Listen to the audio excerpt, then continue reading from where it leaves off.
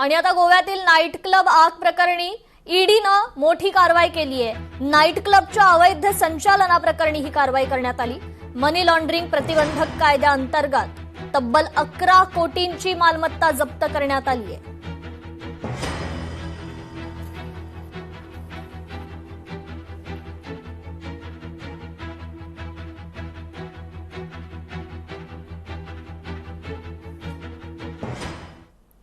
तर तुळजाभवानी मंदिरात VIP passes बंद करण्यात आले। गर्दीच्या पार्श्वभूमीवर मंदिर संस्थांनी हा निर्णय घेतलाय। व्हीआयपी पासेससाठी नेत्यांनी दबाव आणल्यास गुन्हा दाखल करण्याचा देखील इशारा देण्यात आलाय। तर जलशुल्क मसुदा सुनावणीस 15 दिवसांची मुदतवाढ द्या अशी मागणी आमदार सतेज पाटील यांनी केली आहे। महाराष्ट्र जलसंपत्ती नियमन प्राधिकरणाकडे ही मागणी करण्यात आली।